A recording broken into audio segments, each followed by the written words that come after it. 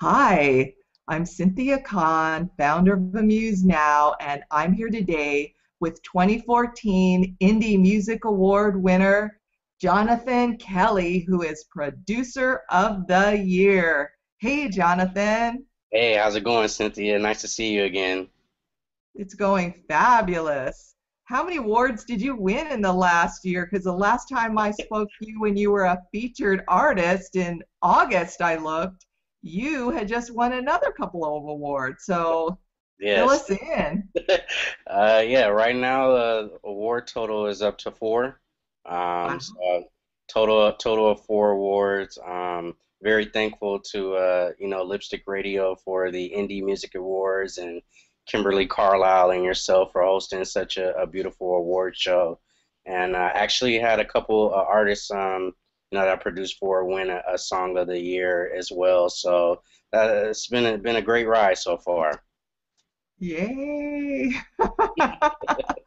It's so exciting to see all your hard work pay off.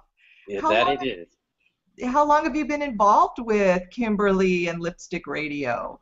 I've known Kimberly and been involved with Lipstick Radio now. It's probably been almost a year. It was right around summer last year that I connected with her, and actually with Melina Lawrence, who put me and Kimberly in contact. And I submitted some music. They started playing it, and we just developed a really good relationship.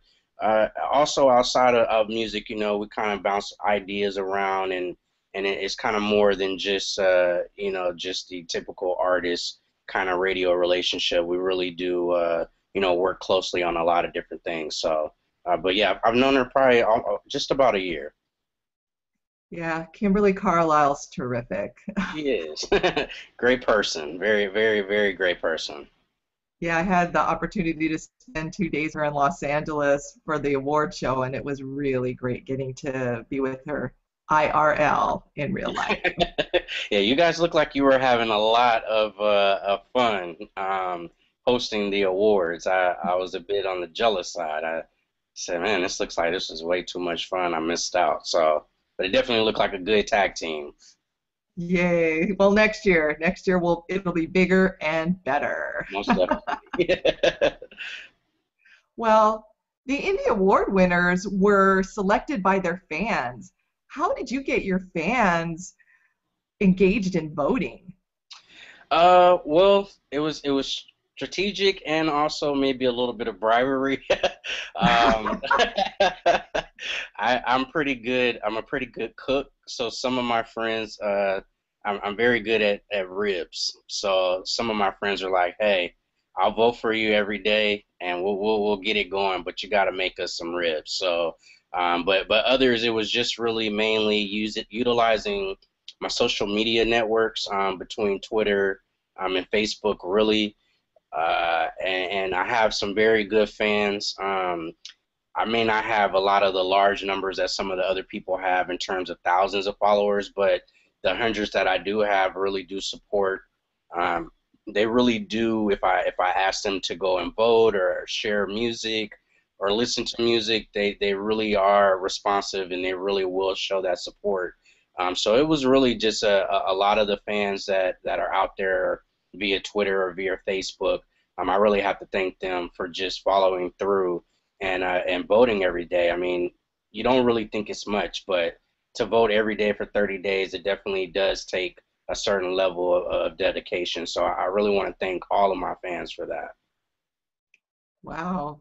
It is quality. That's what they say, right? You can Yeah, buy fans, but it's not the same thing. it was really refreshing for me. It does show me that the hard work that's being put in and laying the groundwork is paying off. Well, you touched on it a little bit, but how do you use social media and all your marketing channels to really connect with fans and get the word out? Well, the main thing that I do is I try to create instead of just your standard tweets that might just say go vote or just very generic. I try to create things to make it more custom. Instead of just saying in particular for this award, I knew that it might be a little bit confusing to some people in terms of all of the different categories that were available to vote. So what I did specifically was I kind of screen captured the part at the bottom that I needed them to vote for me. Not to say that it wasn't important to vote for the other people, but uh, in, in this particular case, relating to myself, I wanted to make sure that when they went to the page, they weren't, kind of confused with all the different categories. So I did a screenshot, and advised them, this is where you're going to need to go and vote. You can do this, once a day for 30 days. I also, would just, like I said, between posting it on Twitter and Facebook, those sort of things, even going as far sometimes as tagging those, loyal fans that I know want to know everything that's going on with what I'm doing. So, but the screenshot was probably the most creative thing that I really did to kind of show focus and emphasis on where they needed to go to vote. Good idea. Make it easy. How long have you been in indie music? Oh man, I've been in indie music now. I want to say a long time, but really it's only been this is probably about my fifth year, really dedicating my time and everything full time towards the music. Like I said, it seems like it's been such a long time, but really it's been about 5 years. Well, the last time we talked, you gave us a little bit of your background and music and training. So why don't you tell the people who haven't watched that video a little bit about your background? Oh, most definitely. Well, I'm a trained violin, viola player. Played since I was 8 years old. Played in orchestras throughout school. So that's really where my foundation starts, along with my both of my parents, who I give a lot of credit for my musical knowledge and just the extensive background that I have and how broad a genre of music that they listen to. So I credit those two things really with the foundation. But I've been involved in music, like I said, pretty much since I was about 8 years old. I used to do production in high school for some local artists at my high school. So I've been involved with production since I was about 15. Did the corporate environment. I do have a degree in college, so I did go to school and, did the corporate environment for several years and had an opportunity to move to Atlanta, and do some interning in the studio there. So I took that opportunity to learn and get more experience under my belt. So I did that for about 2.5 years. And then from then on, I pretty much, confirmed that this is what I wanted to do. And just started getting into the production for all types of artists. So that's really kind of where my background comes into play. So do you specialize in any one type of music? No, and I think that's one of the things that makes me a unique producer. Just even from the artists that were selected for the Indie Music Awards, there was an artist that I produced that was in the R&B category. There was an artist that I produced for that was in a pop category, and another artist that was actually in a female rap category. So that kind of shows the versatility that I have with my production, which is one of the things that I definitely now, more so than ever, I'm thankful for that versatility because in the beginning I really didn't understand that, but now I'm understanding that's the one thing that really does set me apart is that there's not one particular genre of music that I'm stuck in. I can cross over into any genre, and keep the level of production the same. Wow. So who can we thank for being your musical influencers? Are they a wide variety too? Yeah, I have a lot of thank yous on that. Like I stated before, I definitely thank my parents for introducing me to a lot of artists. My main person that I probably would thank the most is Mr. Quincy Jones. I think that for me, I don't think that there's any other producer that's transcended music more so than Quincy Jones. I don't know that there will ever be anybody that impacts music the way that he did. To do the things that he did with such artists like Michael Jackson, He worked with artists such as Ray Charles. I mean, he just really he's really an amazing person to me, and one of my huge influences. I would also have to say, gospel music plays a big part for me as well, growing up in church. So that always will remain a part of a big musical influence for me.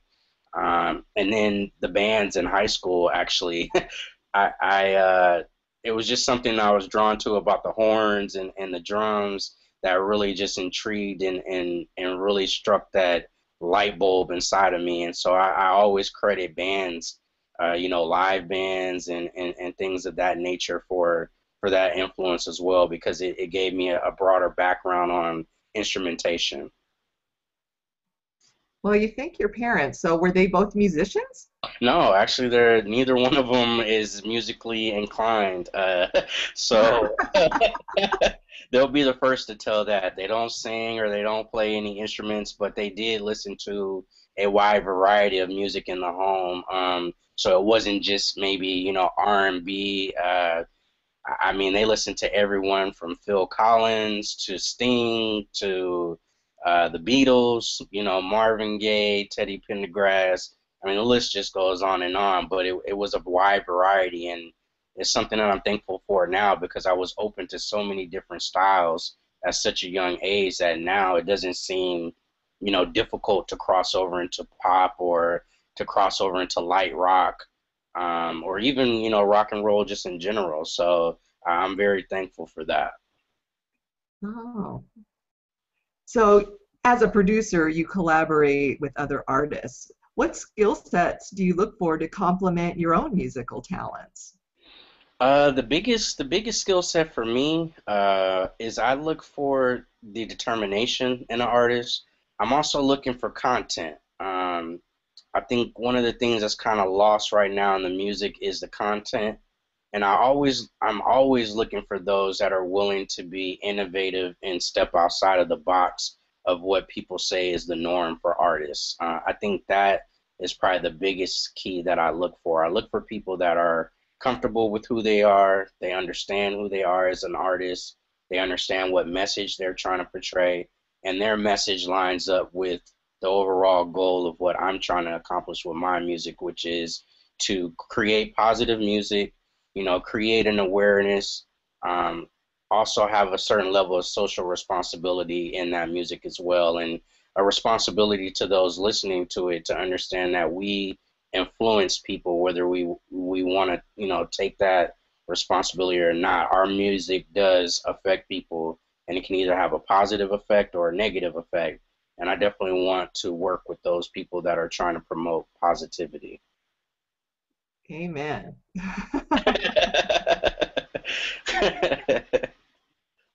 So now that the award show is over, what's next for Jonathan Kelley? Well, what's next is I actually have a mixtape that I produced a couple tracks on for a artist out of Swindon, United Kingdom, by the name of Yaya.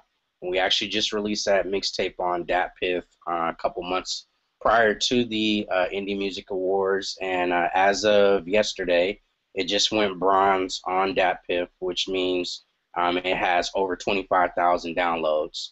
So we also have a new video that's out right now that's getting a great response on YouTube. So really just gonna remain pushing that particular project. I also have several new singles that are going to be coming out throughout the year 2014. So I'm definitely excited about that. I'm also working on my own project, which was inspired by I was listening to Martin Luther King's "I Have a Dream" speech, and I Mhm. actually recently just took the speech and actually put my own beat around his speech, which turned out amazing. And you can check that out on SoundCloud / produced by JK. But I'm going to do a 6-song EP, and the title of it is going to be called "I Have a Dream." And it's going to be geared towards, again, providing more social awareness, providing more positivity for our younger generation. So you're going to hear a lot about JK this year, a lot of new music, a lot of positivity, and just trying to bring the music back around to just really good music again. Well, Jonathan, I had a fabulous time chatting with you tonight.